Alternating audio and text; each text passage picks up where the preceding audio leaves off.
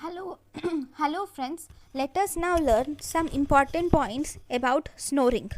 Snoring is an undesirable, disturbing sound that one produces while sleeping. It is seen in around 25% of adult males and it is seen in 15% of adult females. And the prevalence of snoring increases with age. There are some clinical terms related to snoring, that is sleep apnea. Sleep apnea is cessation of breathing which lasts for 10 seconds or more in sleep. Which lasts for 10 seconds or more in sleep is called as sleep apnea. If the episodes of sleep apnea are less than 5 in number, they are normal. Then we have something called as apnea index. Apnea index is the number of episodes of apnea that one gets in 1 hour is called as apnea index. Then we have hypopnea. Hypopnea is reduction in airflow is called as hypopnea. This hypopnea is if there is a decrease in 50% of airflow from the baseline. This is associated with EEG defined arousal, that is hypopnea. This is associated with EEG defined arousal. So if there is 50% decrease in airflow along with EEG defined arousal, we can call it as hypopnea, or sometimes hypopnea can be called as 4% drop in oxygen saturation is sometimes called as hypopnea. Then we have something called respiratory disturbance index. Respiratory disturbance index, or also called as apnea hypopnea index. This means, as the name says, this is the number of apneic episodes and number of hypopneic episodes that one gets in 1 hour. So this respiratory disturbance index or apnea hypopnea index is normally less than 5. But we can classify the severity of apnea into mild, moderate and severe based on this apnea severity index. We call it mild apnea if the apnea severity index is 5 to 14, moderate apnea if the apnea severity index is 15 to 29, severe apnea if the apnea severity index is more than 30. Then we have something called as arousal. Arousal is transient awakening of sleep. Transient awakening from sleep is called as arousal. Then we have arousal index. Arousal index is number of arousals that is number of times that one patient wakes up at night in 1 hour is called as arousal index. This arousal index less than 4 is normal. See, sleep apnea and you can see the sleep apnea and respiratory disturbance index. If these are less than 5, then it is normal. But this arousal index, if it is less than 4, then this is normal. Then we have sleep efficiency.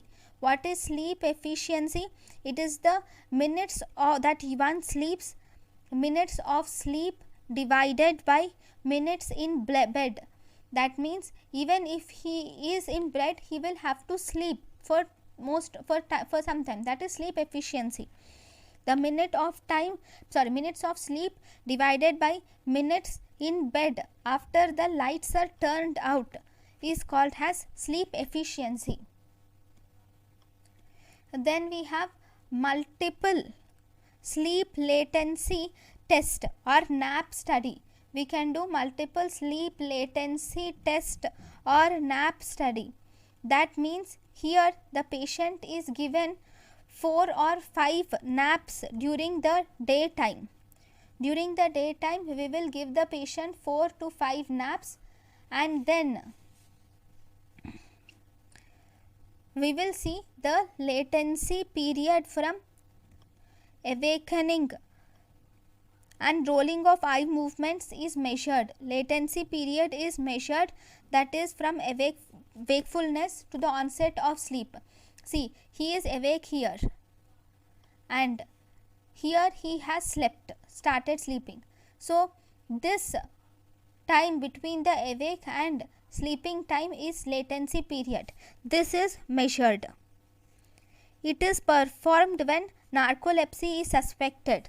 Whenever we suspect narcolepsy, then we do multiple sleep latency test or nap study. Then, so these are the different terms which are important. Then we have mechanism of snoring.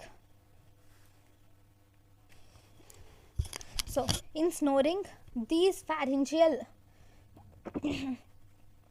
see, if you see the mechanism of snoring, the muscles of the pharynx are relaxed during sleep.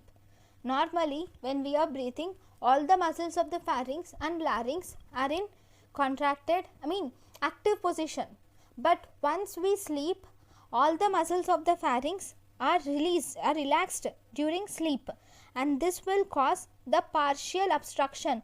Because of the relaxation of these muscles will cause partial obstruction of the airspace. Breathing against this obstruction, because of this obstruction, when we try to breathe against this obstruction, in such situations there will be vibration of this soft palate tonsillar pillars. Because of breathing against the obstruction, there will be vibration of soft palate tonsils, and also the base of the tongue will start vibrating, and this will produce the sound of around 90 decibels, which is generally recorded as snoring. This snoring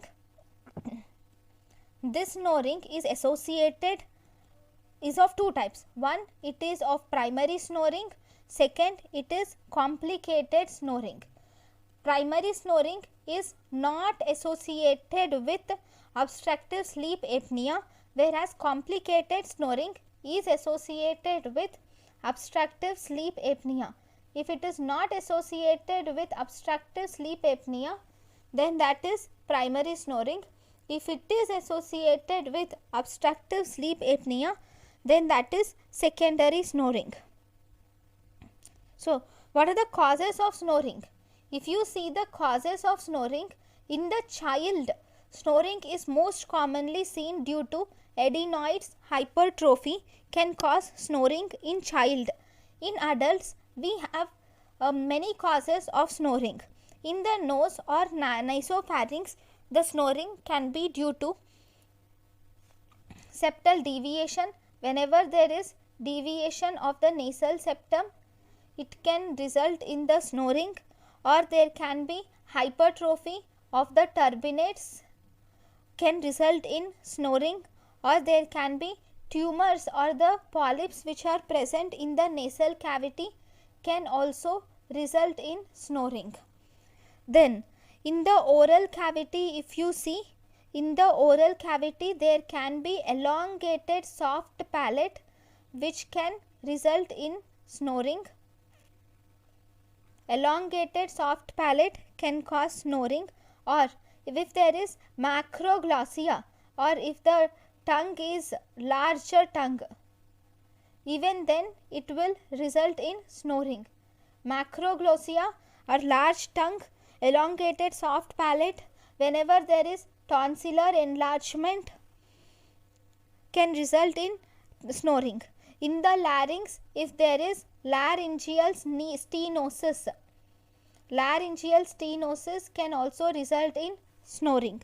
So these are the different etiological features of snoring. Then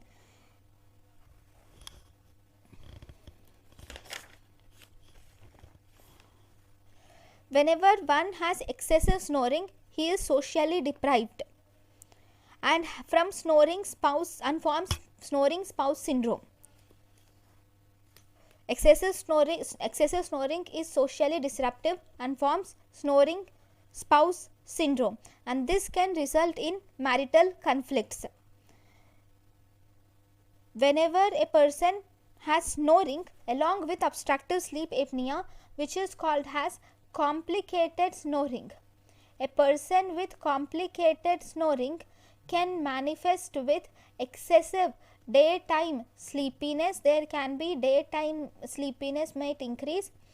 There can be early morning headaches, excessive daytime sleepiness, early morning headaches, or general fatigue. The patient has general fatigue, memory loss, irritability and depression. There can be decreased libido, and because of excessive daytime sleepiness there can be increased road traffic accidents can occur. So how are you going to treat this condition?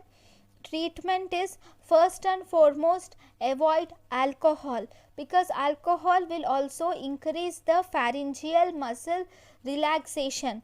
Drugs like sedatives and hypnotics should not be given in persons with snoring, because these will also relax the especially with obstructive sleep apnea, you should not give them, because these will relax the muscles of the pharynx, resulting in increased snoring.